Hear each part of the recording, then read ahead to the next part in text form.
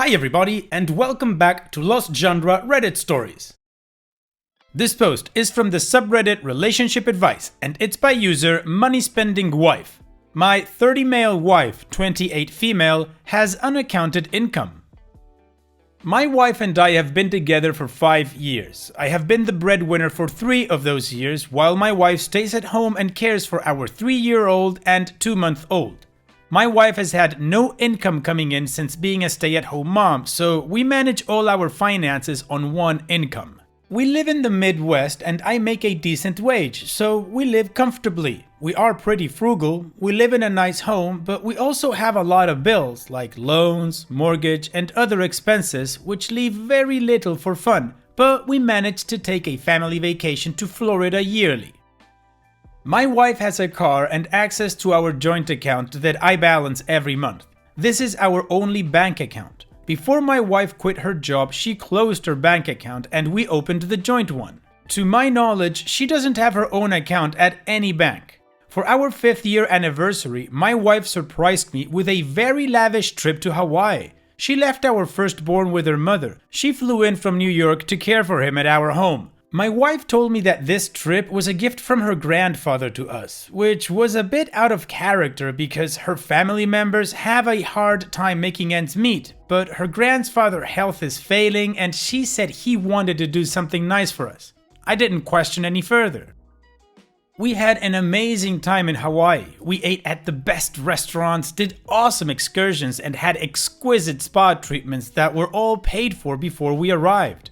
I did not have to spend a dime, only on souvenirs and clothing. I wanted to call her grandfather to thank him for his very kind gesture, as it was obvious he had spent a pretty penny on this vacation for us. My wife insisted that I didn't call him because she had already thanked him for it and he just wanted us to have a good time kid-free. Then we returned from Hawaii and everything is going smoothly. We were preparing for the arrival of our second child. My wife was responsible for ordering everything she needed for the baby, and she managed to get most of their needs and only spent $200. Awesome! Recently, her grandfather unfortunately passed away, and she flew to New York to be with the family. I had to stay behind and care for the children and complete some work obligations. The bassinet for our 3-month-old wasn't working as it should, so I was looking for some troubleshooting options online and discovered that this was a $1,000 bassinet. I know for sure that this was not gifted to my wife because we had discussed what she had purchased for the new child and the bassinet was part of the $200. I also know that she did not buy it second-hand because I was the one who received the delivery at home and it came factory sealed. This made me curious about the other items our children had and discovered that many of their baby gear is rather expensive and would have cost way more than $200. All these items were purchased new. I am lost for words here because my wife doesn't have any friends. She is very dedicated to being a homemaker and doesn't interact with many people outside of her family, if any at all. I know that she didn't use any of our money to purchase these items as I managed the account closely and would have noticed if $5 was missing. I checked our Credit Karma and my wife does not have any accounts listed under her name that I wouldn't know about. I checked her email, Amazon to see if I would find the receipts for these purchases and only found the $200 on which mainly includes miscellaneous baby items like clothes and swaddle blankets. No bassinet, no baby swing, no fancy baby sock that lets you know when the kid stops breathing. This discovery has me at a loss. I want to confront my wife immediately, but I don't think this is the right time as she is grieving. What is the best way to deal with this situation? I'm afraid of what else I might uncover. Wow, OP, this is really weird. Maybe she has some sort of online hustle to make that kind of money. I don't know, Amazon fulfillment or Etsy or something like that. In any case, I'd be careful about confronting her directly, like accusing her of anything. Try to talk to her first. Tell her what you found and how it doesn't make any sense, and ask her for an explanation. Maybe there is a reasonable and logical explanation as to why she was able to afford all those things, but the lying part is the weird thing. That's the only bit that to me doesn't make sense because why would she have any motive to lie to you? Now, if the explanation doesn't make sense to you and you're still not buying anything she says, then you need to go find some solid proof, because you don't want to be in a situation where she asks you, "Do you trust me or not?" Because if you say yes, then you can't keep asking her questions about it, and if you say no, well, that's the decline and the start of the end of the relationship. And what do you guys think about what's going on here, or what would you do if you were in OP's shoes? Let me know in the comment section, and now let's move on to the community comments to see what they said. XOXO Lizzie OXOX says, maybe she had money from before you met. Some people are very protective of their finances, especially if her family are not well off. They may have often asked for handouts, so she could have learned to hide money away because of this. I know some family and friends expect if you have money that you owe them or you should loan them money all the time. It can be quite stressful and could have been a trauma because she wanted to buy nice things but couldn't due to this. If that were the case though, you think she would have a credit card somewhere? I suggest talking to her about it. Alfred Silas says, there's two things going on here. One is your behavior. You are content with being a breadwinner and keeping her at home, live frugally, quitting her job and closing her bank account. Take her on one vacation a year to Florida to the same place, and would notice if $5 was missing from your account. That seems incredibly controlling, to the point where you've isolated her, imposed traditional gender roles onto her, and she has to lie to you when she spends. She's afraid of what your reaction will be if she spent $1,000 on a bassinet, so she lies and says it's $200, and you wonder why she's keeping her cash flow a secret. She's incredibly unfulfilled. The second thing is that obviously the money is coming from somewhere. Does she have any hobbies, crafting, Etsy, anything that could explain some extra money? Maybe she's squirreled and saved, taking out $4 at a time, because you'd notice if it was $5. I doubt she's doing cam work, but you should definitely discuss your concerns with her.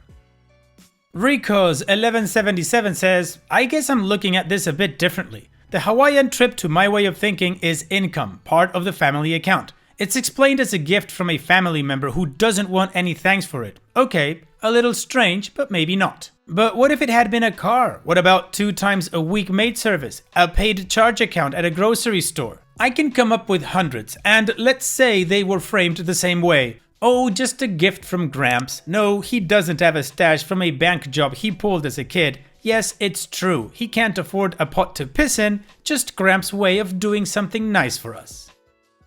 Would you buy that? I ain't buying any of it. The trip was part of the family income when you break it down. I'm also confused about how you got away without paying for anything on that trip. Nothing? Every detail planned and paid for in advance? And then there are the other unexplained expenses. Something's up, my friend, and deceit is a part of it. I can only speculate. My best guess being she's making money during the day in some way and has set up an account for herself. Then the question becomes, why is she hiding? Why? The money isn't coming from Gramps, not anymore anyway. She's hiding money from you, and that's a bit disconcerting. She's also hiding where it's coming from, and that's trouble. Talk. Just think it through first. Her story doesn't make sense. I'd want to know the answer, whatever it is. This is a marriage. No secrets when that bedroom door closes, as I like to say. And fill us in, will ya? Additional information from OP's comments. I checked the credit reports and there are no cards listed under any of her names or mine. Her family has trouble making ends meet on their own. They would not be able to afford some of the items. Her mom is also very old school and would be mortified to hear that her daughter spent $1,000 on a bassinet. I highly doubt there was a trust fund. If there was, she wouldn't be entitled to much. Also, some of the baby items date back to our first child, so they are not all recent purchases. And the Hawaii trip was not in any of our statements. No trip confirmations on her email either. I also don't think there was an inheritance. Her grandfather was an immigrant and worked really hard to provide for his family up until he passed away. If there were any inheritance money, it would have been split amongst his 5 children and 20 grandchildren, and it would not have been much. Plus, her family was having trouble making ends meet for funeral arrangements. If there was any money, they definitely would have put it to use towards the funeral or burial expenses, as her grandfather was loved by many. I see a lot of comments mentioning cam or sex work. I won't eliminate the possibility, but knowing my wife, it doesn't make much sense. Alright, so a lot of theories from the community and even some judgment came down OP's way. Now, of course there's an update to this story, and it's not a long one, but you'll see exactly why that is. So let's finish this story with that. Thank you to all of you who have been patiently waiting on an update. I partially forgot that I posted this, and life has been happening rapidly quickly. I don't have that detailed of an update because I'm currently still dealing with this situation, but you all have given me wonderful advice and have patiently waited for an update, and I don't want to keep you waiting anymore. Anyway, a few days after this post, an unmarked package was in our mailbox. Our mailbox is not directly in front of our home, but about a quarter mile down the road, so I wasn't able to see who dropped off the package. It was a small box with no address, but it had my wife's initials on it. I opened it and found hundreds of credit cards and debit cards with various different names. I finally confronted my wife about the kid's stuff and the package she received, and she vaguely admitted to being a part of some type of fake credit card scam ring. Someone, she wouldn't tell me who, is supposed to come to pick up these cards from my wife and sell them or something of the sort, and she gets to keep some of the cards. After this interaction, she cut off all communication with me and did not return when she was expected to be home. I've tried contacting her parents to no avail, so that's currently where I'm at. Our youngest is running out of breast milk supplies, so I'm not sure what to do after that runs out, and I've been taking our kids to work with me as we don't have childcare set up. I have a business trip coming up soon and I'm just currently in limbo. I love my wife, and I'm not sure what our fate will be after this. That's pretty much the end of the update. I have not contacted law enforcement or any lawyers as of yet. OP's edit. Thank you all. I've been in contact with a lawyer and I have been advised to no longer update the post in any way because of legal proceedings. So thank you all for your responses. There will be no further updates or responses on my part to any comments. And that's it. She was part of a credit card debit card smuggling ring. What? I really was not expecting anything even remotely close to that. Anyway, OP, I am so sorry that you're gonna have to go through this, but hopefully you'll come out unscathed and everything will be fine in the future. Please take care and all the best. Now, let's move on to the next post. This is a malicious compliance story from the subreddit Lost Genre, and it's by user Jimmy James Johns 123. The Frog and the Bear, a plate story. Around 2014, back when I, 28 male at the time, was a proud father of two, living with my wife, 26 female at the time, in a regional town in northwest Australia, I was home cooking dinner and getting everyone sorted, while my son, Damo, 6 at the time, and daughter, Ebbs, 2 at the time, were happily watching television, a rare treat whenever my wife was asleep. As I was finishing up, I called the kiddos over shouting, "Dinner's nearly ready, come get your plate." My daughter dutifully comes, opens the cupboard doors and picks up the frog plate. Not her usual choice, but I shrug and hold her plate as I'm stirring the pot and let the food simmer. I shout again towards the TV, "Oi, dinner, come get your plate." Damo, the larrikin and hero of the story, strolls lazily towards the kitchen stove with his eyes still glued to the screen. He looks into the cupboard and then round the kitchen before his eyes dart towards Ebbs and me, frog plate in tow, and proclaims, "I want the frog plate." "Ebbs has already chosen it. Choose something else," I replied as I started to serve the food. "But look, I called you earlier for dinner and asked you to come to get your plate. Ebbs came immediately when I called while you took your sweet time. You know my rule. First come, first serve. Unless you can convince Ebb to trade with you, go grab another plate." As the tears began to swell, I glared at him with a mental "don't you dare." Reciting himself to his fate, he dejectedly goes back to the cupboard to find a lesser prize. Scrolling through the choices, he dries his eyes immediately as he found a suitable substitute, the bear plate. He hands it to me in all its glory, facing deliberately towards my daughter. Her eyes widened and she squeals, "I want the bear plate." I visibly and loudly sigh, rolling my eyes before turning to Damo. "Do you want to trade?" He shrugs his shoulders and coolly replies, "Yeah, whatever." He made me proud that day. That boy will be 14 as of 1st of April 2022. Happy birthday, little man, and I hope you enjoy your 5 minutes of fame on Reddit and LG's channel. And if you're all still wondering, yes, we still have the frog plate, but we've lost the bear plate. And Opie was kind enough to send me a picture of the frog plate. Here you go. And also, well done Damo, great problem solving skills. A trade was suggested and you did exactly that. Happy birthday, man. And now let's move on to the final post. This post is from the subreddit Petty Revenge and it's by user Randoluminium. Sincerely forgot a bully's name and called her something totally wrong, then thanked her for getting me fired. I don't know if this is actually revenge, but a comment I made in a different sub reminded me of this event from 20 years ago, and it feels a little like harmless revenge to me. I worked at a small satellite office, 9 staffers, of a much larger organization headquartered elsewhere. The place was a seething snake pit of office politics, and the parent organization was even worse. From the first day, everyone gossiped about everyone else to me, so I didn't tell them anything I could avoid telling them, because I knew anything I said would be immediately told to everyone in the office and weaponized when they wanted to use it. I did assume anyone who spent 5 minutes with me would know or at least suspect I'm gay. I was 40-something, not married, not macho, etc. A trio of my women co-workers decided that since I was single and didn't look like a player, I must be a virgin, and it was fun for them to try to make me blush. Thus, lots of sexual jokes and innuendo.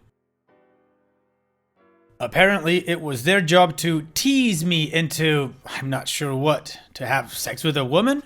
I would just walk away and never speak to them about anything not work-related and absolutely necessary. I'd been there 8 months and knew I wouldn't last a year. They decided to go full-on mean girls and file multiple complaints about me, but there wasn't anything to complain about that was an actual infraction. So eventually, one of them lied to HR and said I called our boss the old "see you next Tuesday." Right, like I was stupid enough to say that to people who were making my life miserable and who would have instantly gone to our boss with it. One of the 3 was named Shelly.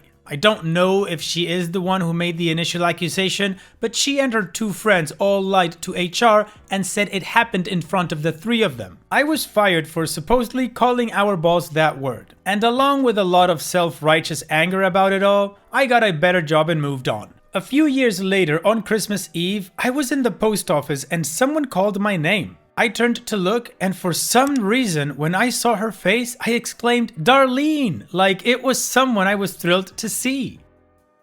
I don't even know anyone named Darlene, have never known anyone named Darlene, and have no idea why I called her that. But then I said, no, that's not right. She looked like I'd thrown water in her face and said, "Shelly." I said, "Oh right, Shelly. I'm so glad to see you because I need to thank you and everyone back there because all the lies you told and the nasty things you did to me to get me fired turned out to be the best thing that ever happened to me. I have a great job now with people I love and I make a ton more money, and it's all thanks to you and everyone at X company."